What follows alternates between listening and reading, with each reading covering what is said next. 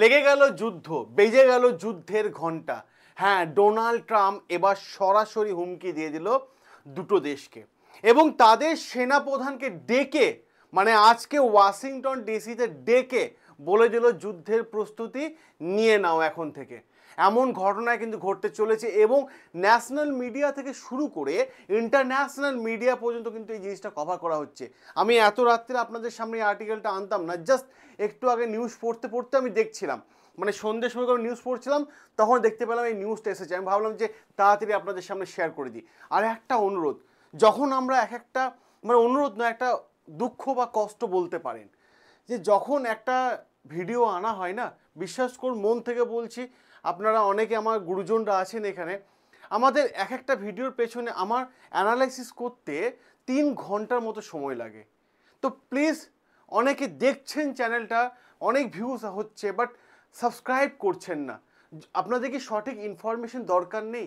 যদি বলেন না আমাদের দরকার নেই, তাহলে আমি চ্যানেলটা বন্ধ করে দেবো। কি দরকার আমার? কারণ একটা জিনিসের পেছনে আমাকে অনেকটা সময় নষ্ট করতে হচ্ছে। দিনে ফাঁকা টাইম বের করে আপনাদের জন্য দিনে চেষ্টা করি 3 থেকে 4টে ভিডিও করে দেওয়ার। তো অনেস্টলি বলছি, প্লিজ চ্যানেলটাকে সাবস্ক্রাইব করে নিন, কারণ অনেক সুন্দর সুন্দর ইনফরমেশন আপনারা পাচ্ছেন এখান থেকে। চলুন, বাকি সিদ্ধান্ত আপনাদের যে আমি চ্যানেল বন্ধ করব কি না। দেখুন, ডোনাল্ড ট্রাম্প কিন্তু যুদ্ধের ঘোষণা কিন্তু করে দিল। তার আগে ডোনাল্ড ট্রাম্প কাল থেকে আমরা দেখছিলাম যে ইউরোপিয়ান ইউনিয়ন দেশগুলোকে এবং ন্যাটো দেশগুলোকে ডোনাল্ড ট্রাম্প একটা ঘোষণা করেছে এবং ফিনল্যান্ডের প্রেসিডেন্টকে কিন্তু গতকাল ডেকেও পাঠিয়েছিল, কিন্তু ফিনল্যান্ড প্রেসিডেন্টের সঙ্গেও কিন্তু ডোনাল্ড ট্রাম্পের একটা দীর্ঘ সময় ধরে আলোচনা হয়েছে। সরি। তো বিষয়টা কি হয়েছে? বিষয়টা হয়েছে ডোনাল্ড ট্রাম্প এখন ন্যাটো এবং ইউরোপিয়ান ইউনিয়নগুলোকে দেশগুলোকে এখন সরাসরি বলছে যে হুমকি দাও, একদম ডাইরেক্ট হুমকি দাও। এবার কাকে হুমকি দাও? ভারত, রাশিয়া, চায়নাকে হুমকি দাও। এবার হুমকি শুধু ট্যারিফের খেলা নয় বা স্যাংশনের খেলা নয়, এবার ডাইরেক্ট হুমকি হচ্ছে যুদ্ধের হুমকি দাও। ডাইরেক্ট যুদ্ধের হুমকি দেবার জন্য কিন্তু বলছে আমরা যুদ্ধের জন্য রেডি আছি, এরকম কিন্তু ডোনাল্ড ট্রাম্প ঘোষণা করছে যে আমরা আমেরিকা, ইউএস যুদ্ধের জন্য রেডি আছি। তোমরা কি যুদ্ধের জন্য রেডি? যদি রেডি থাকো প্লিজ এখনই হুমকি দাও এই 3টে দেশকে। এবার প্রশ্ন হচ্ছে যে ডোনাল্ড ট্রাম্প যে বিষয়টার মধ্যে যাচ্ছে, আর্টিকেল সামনেই চলে এসেছে আপনাদের, দেখুন যে বিষয়টার মধ্যে যাচ্ছে, ডোনাল্ড ট্রাম্প সব ধরনের না খেলা খেলে একবার করে দেখে নিয়েছে, সব ধরনের। মানে এই যে ছিপে মাছ ফেলা, যদি মাছ আটকে যায় তাহলে ডোনাল্ড ট্রাম্পের লাভ, কিন্তু মাছ আর আটকাচ্ছে না। যত ধরনের খেলা হয় রাশিয়া, ইন্ডিয়া, চায়নার ওপর সে কিন্তু প্রয়োগ করে নিচ্ছে, কিন্তু কোনোভাবে কারোর মন কিন্তু গলাতে তিনি পারেননি, কারোর মন গলাতে পারেনি। উপরন্তু আজকের এই ভিডিওর মাধ্যমে আমি আপনাদের দুটো বিষয় দেখাবো। এক, ডোনাল্ড ট্রাম্প কিভাবে যুদ্ধের হুমকি দিচ্ছে, অপর দিক থেকে ডোনাল্ড ট্রাম্পের এগেনস্টে যে কেস হয়েছে, আবার গতকাল ডোনাল্ড ট্রাম্প কোর্টে গেছিল এবং সেখান থেকে কী রিপ্লাই এসেছে সেটা বিষয়ে কিন্তু আমি আপনাদের সামনে আজকে এই আর্টিকেলে আলোচনা করব। দেখুন, ট্রাম্পের অবস্থা কিন্তু খুব লিটারালি খুব খারাপ। এই ট্যারিফে হুমকি না দিয়ে এবার সরাসরি যুদ্ধের হুমকি দিচ্ছে, ডাইরেক্ট বলছে আমরা রেডি আছি। তাহলে এতদিন তুমি যে ড্রামাটা করছিলে, তাহলে সেটা কিসের ড্রামা ছিল ভাই? দেখুন এখানে একটা আর্টিকেল খুব ভালো আসছে, ঠিক আছে। ট্রাম্প কি বলছে? ট্রাম্পে প্যান্টাগনকে বলছে। প্যান্টাগন কি? প্যান্টাগন হচ্ছে আমেরিকা বা ইউএসএর যে সেনাদের ঘাঁটি আছে, সেই ঘাঁটি যে প্রধান থাকে তাকে প্যান্টাগন বলা হয়ে থাকে, ঠিক আছে। তো সেনা ঘাঁটি প্যান্টাগনকে ডেকে পাঠিয়েছে যে প্রিপেয়ার হয়ে যাও, প্রিপেয়ার হয়ে যাও for Russia and China. Russia এবং চায়নার মধ্যে টেনশন ধরানোর জন্য তোমরা মানসিকভাবে প্রস্তুতি নিয়ে নাও, মানসিকভাবে প্রস্তুতি নিয়ে নাও। এবং আজকে ডেকে পর্যন্ত পাঠিয়েছে পিটার সেটহেককে। এই পিটার সেটহেককে সামনে নিয়ে বসে আছে, পিটার সেটহেককে ডেকে পাঠিয়েছে যে প্রস্তুতি নিয়ে নাও, রাশিয়া এবং চায়না টেনশন আরো বাড়িয়ে দাও। এবার প্রশ্ন হচ্ছে ডোনাল্ড ট্রাম্প হঠাৎ করে এরকম যুদ্ধের সিদ্ধান্ত নিল কেন? আপনারও মনে প্রশ্ন জাগছে, আমারও মনে প্রশ্নটা জেগেছিল একটু আগে, আমি উত্তরটা পেয়ে গেছি বা আপনাদের সামনে বলি। দেখুন, কিছুদিন আগে এসইও সাবমিট হয়েছিল। এখানে দুটো জিনিস দেখে ডোনাল্ড ট্রাম্প মারাত্মক লেভেলে ভয় পেয়ে গেছে। আমি বলবো ভয় পেয়েছে। অনেকে আবার কটু কথা আমার এগেনস্টে বলবে, এখনই কমেন্টে তো বন্যা লাগিয়ে দেবে যে আমেরিকা আবার ভয় পায় নাকি। ভয় পেয়েছে। আমি পুরো ভিডিওটা দেখুন, যারা কটু কথা বলবে তারা একবার ভিডিওটা দেখুন, বক্তব্যগুলো একদম সঠিক দেবো আমি। কি বিষয়টা ঘটেছে? বিষয়টা হচ্ছে এটাই যে এসিও সাবমিট ছিল, এসিও সাবমিট দেখে কিন্তু ডোনাল্ড ট্রাম্প ভয় পেয়েছে। আমি বলছি ভয় পেয়েছে কিভাবে, যে ডোনাল্ড ট্রাম্প নিজে একটা টুইট করেছিল, মনে আছে কিছুদিন মানে গত পরশু দিনে আমি ভিডিও করে দেখেছিলাম, যে চায়না প্রেসিডেন্টকে জিনপিংকে বলছে যে তুমি কি ভুলে গেছো যখন জাপানের সঙ্গে তোমার লড়াই চলছিল তখন আমি আমরা আমেরিকা সেনা দিয়েছিল, আমাদের অনেক সেনা শহীদ হয়েছে, তোমার জয় হয়েছিল, মনে আছে? তুমি কি আমাকে থ্যাংক ইউ জানাবে?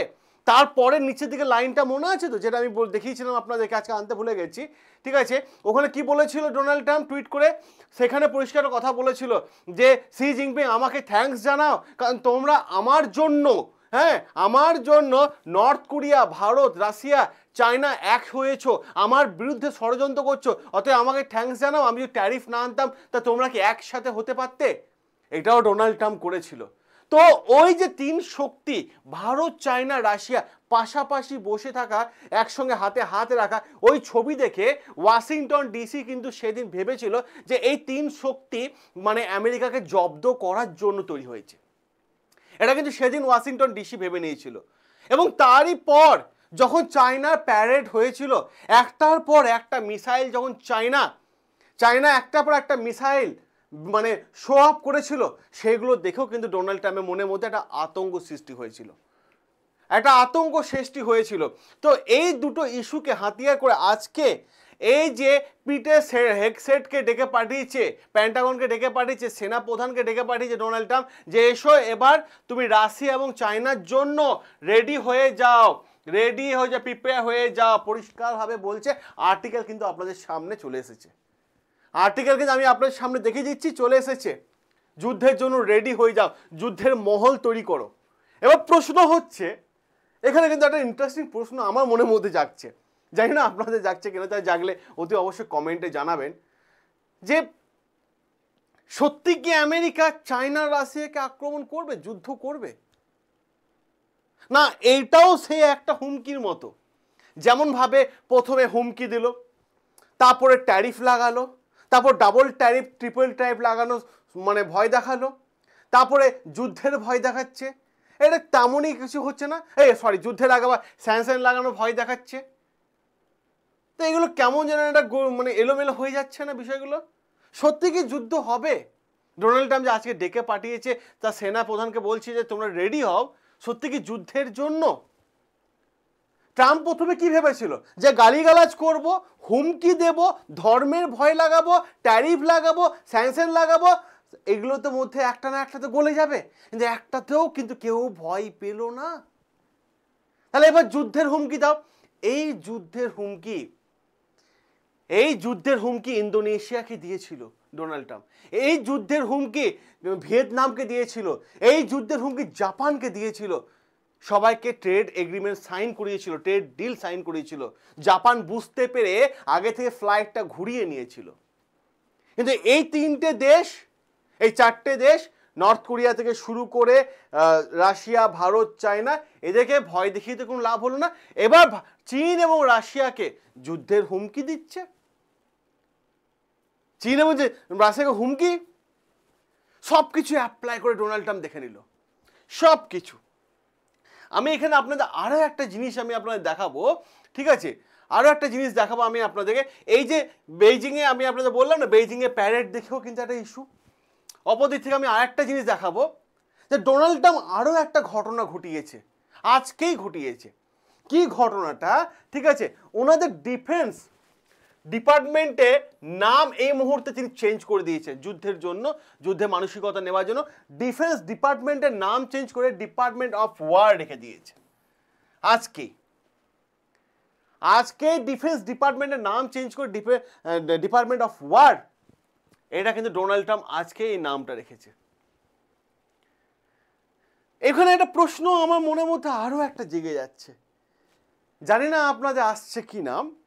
কিছুদিন আগে মনে আছে যে ডোনাল্ড ট্রাম্পে তো সব জায়গায় দাদাগিরি দেখানো, আমি একটা দাদাগিরি এক্সাম্পল আমি আপনাদের সামনে তুলে ধরি, তার আগে প্লিজ সকলকে আমার ছাত্রছাত্রী প্লাস গুরুজনরা যারা দেখছেন, প্লিজ ইনফরমেশন একদম সঠিক ইনফরমেশনই আপনারা পাচ্ছেন, তো প্লিজ চ্যানেলটাকে একটু সাবস্ক্রাইব করে নিন, কারণ একটা আর্টিকেল অ্যানালাইসিস করতে অনেকটা সময় লাগে। আপনারা হয়তো 10 মিনিটে ভিডিও দেখেন, কিন্তু এর পেছনে 3 ঘন্টা লেবার থাকে আমার। তো আশা করছি বুঝতেই পারছেন কষ্টটা, তো প্লিজ চ্যানেলটাকে সাবস্ক্রাইব করে নেবেন। আসুন পরে আর জায়গাটা দেখি, যেটা বলতে যাচ্ছিলাম। বিষয়টা কি হয়েছে, ডোনাল্ড ট্রাম্প মনে আছে যে পাকিস্তানকে কি খেলা খেলেছিল? পাকিস্তানে ইসলামাবাদে একটা রাস্তা ছিল, ইসলামাবাদে ও দাদাগিরিটা কোন জায়গায় করে যে ও পাকিস্তান তো ওর আন্ডারে কন্ট্রোল, ও ছত্রছায়ায় রয়েছে। তো ইসলামাবাদে যে রাস্তাটা আছে না, সেই রাস্তাটার নাম হঠাৎ করে চেঞ্জ করে দিল। তো রাস্তার নাম চেঞ্জ করা কাজ কার? পাকিস্তানের, কাজ পাকিস্তানের। কিন্তু এইখানেই প্রশ্ন ডোনাল্ড ট্রাম্পের, যে আমি অন্য দেশ আমার কন্ট্রোলে থাকবে, নিজে ছত্রছায়ায় থাকবে, তো পাকিস্তানে ওই ইসলামাবাদের রাস্তার নাম চেঞ্জ করে জম্মু কাশ্মীর রাস্তার নাম রেখে দিল। এবার বলেছিল, পাকিস্তানবাসী বলছে যে নাম কেন চেঞ্জ করলে, ঠিক আছে, জিজ্ঞেস করছে, তো বলছে না না না কাশ্মীর একদিন আমাদের হবে, এরকম স্টেটমেন্ট দিয়েছিল। এরকম মানে ও এমনই ইস্যু করছে এখন বর্তমান সমাজে যে আমেরিকার মানুষ ওর এগেনস্টে যাচ্ছে এবং ও চাইছে গোটা বিশ্ব আমার পকেটে থাকবে, এরকমভাবে আমি গোটা বিশ্বকে পরিচালনা করব। ভাই এরকমভাবে দাদাগিরি চলে না, এরকমভাবে দাদাগিরি চলে না। কারণ আমাদের S Jaishankar sir foreign minister পরিষ্কারভাবে জানিয়ে দিয়েছে যে তেল কার কাছ থেকে আমি কিনবো না, ভারতের ফরেন পলিসি কেমন হবে সেটা সিদ্ধান্ত নেওয়ার ক্ষমতা শুধুমাত্র ভারত সরকারের বা ভারতের, আপনি ঠিক করে দেওয়ার মতো কেউ না।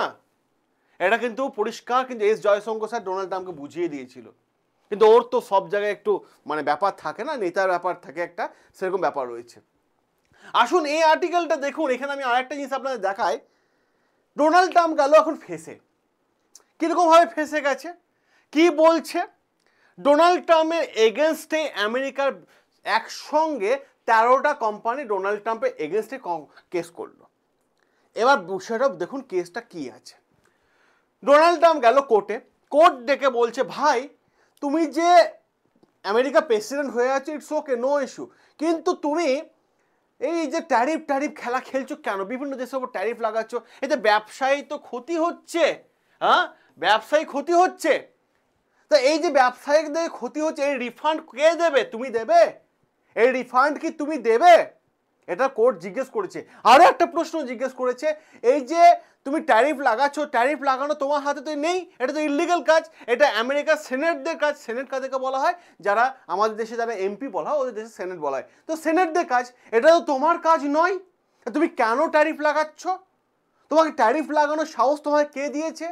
তো ডোনাল্ড ট্রাম্প একটা কথা ওখানে কোর্টে গিয়ে বলেছে, কারণ কোর্টের কাছে ফেসে গেছে। লোয়ার কোর্টের কেসটা হয়েছে, আপিল হয়েছে, তারপরে এবার সুপ্রিম কোর্টে যাচ্ছে। এবার লোয়ার কোর্টে গিয়ে বলছে না না না না, আমি ব্যাপারটা তেমন কিছু না, আমি যদি এই ট্যারিফটা লাগাই তো 1 বছরের মধ্যে ডোনাল্ড ট্রাম্প বলছে 1 বছরের মধ্যে 10,000 ট্রিলিয়ন প্রফিট হবে আমেরিকার। এই কথা বলে এখন লোয়ার কোর্ট বলছে আচ্ছা ঠিক আছে, কোনো অসুবিধা নেই, তো আমরা একটু অক্টোবর মাস পর্যন্ত দেখতে চাই। তো এই কেস এখন চলে যাচ্ছে, নভেম্বর মাসে যাচ্ছে সুপ্রিম কোর্টে, আমেরিকার সুপ্রিম কোর্টে। এবার ডোনাল্ডটা ভয় আছে, সুপ্রিম কোর্টে যদি আমি হেরে যাই তাহলে কি হবে, আর যদি আমেরিকার প্রফিট না হয় তাহলে কি হবে? কারণটা কি? কারণটা হচ্ছে এখানে যে খুব ভালো করে দেখুন, গুজরাটে সুরাট থেকে কাপড় যাচ্ছে আমেরিকায়, ঠিক আছে, তো কাপড় যা গেল আমেরিকায় যাচ্ছে, জলজাহাজে করে যাচ্ছে। তো আগে যে কাপড়টা, এই ধরুন এই শার্টটা আমেরিকায় বিক্রি হচ্ছিল 1,000 টাকায়, কেমন? এবার প্রশ্ন হচ্ছে, এবার তো ডোনাল্ড ট্রাম্পের ট্যারিফ তো লেগে গেল, এবার এই শার্টটাই তো বিক্রি হবে 5,000 টাকায়, 50% ট্যারিফ তো লেগে গেছে মনে করুন, তো 5,000 টাকায়, তাহলে লসটা কার হলো? আমেরিকাবাসী। টাকাটা বেশি কার পকেট থেকে বেরোচ্ছে? আমেরিকাবাসী। তাহলে ও যে 10,000 ট্রিলিয়ন মানে প্রফিটের কথা বলেছে, তাহলে আপনার কোনো অ্যাঙ্গেল থেকে মনে হচ্ছে যে প্রফিট হতে পারে? আগে 1,000 টাকা বের করে এই শার্টটা কিনছিল, এখন 5,000 টাকা আমেরিকাবাসী বের করে এই শার্টটা কিনবে, তাহলে ডলার আপ হচ্ছে না ডাউন হচ্ছে? আমার মাথায় এটাই আসলো না, আমি জানি না আপনাদের মাথায় কী আসছে, প্লিজ কমেন্ট করবেন, ঠিক আছে, ডোনাল্ড ট্রাম্প কী ভাবছে। তা এতে কিন্তু আমি প্রফিট দেখতে পাচ্ছি না।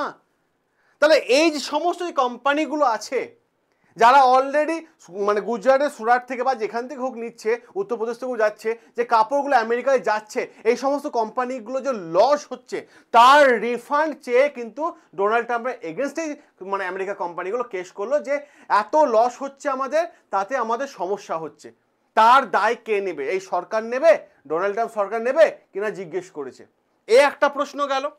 অপর দিক থেকে আমি আপনাদের আরও একটা বলবো, দেখুন এখানে ইউএসএ ইকোনমিতে আরও একটা অর্থনীতি দেখা গেছে, কারণ ইউএসএ ইকোনমি দারুণভাবে ইফেক্ট পড়েছে, কারণ ডোনাল্ড ট্রাম্প অন্যের দেশে ক্ষতি করতে করতে মজা নিতে নিতে এমন হয়ে গেল যে নিজের দেশের সাধারণ মানুষের কাছে নিজে আনসারেবল হয়ে গেল। নিজের দেশের লোকেরা এখন জিজ্ঞেস করছে, যেমন ধরুন আমি এই কাপড় নিয়ে এক্সাম্পল দিই, গুজরাটের সুরাট থেকে মনে করুন কাপড়টা গেল আমেরিকা বন্দরে লাগলো, ওখান থেকে ট্রাকে করে আমেরিকা এই কাপড়টা স্টোরে যাবে, আমেরিকা কোনো একটা স্টোরে যাবে। এই যে ড্রাইভারটা নিয়ে যাবে সে রাস্তায় দুটো খাবে, তার পেট চলছিল, যে গাড়িটা নিয়ে যাবে সেখানে তার ভাড়া আছে, গাড়িটা যেখানে তেল ভরবে সেখানেও একটা ব্যবসা চলছিল, যে স্টোরে নিয়ে যাবে স্টোর থেকে যে রিসিভ করে স্টোরে রাখবে সেই কর্মীদের একটা বেতন আছে, যে কর্মীরা একটা স্টোর থেকে আরও বিভিন্ন রিটেলারকে মাল দেবে তার একটা ডিস্ট্রিবিউশনের টিম আছে, তারও লস আছে, সবাই তার কাজ পাচ্ছে না। তা পুরো সিস্টেমটা তো চেঞ্জ সিস্টেম।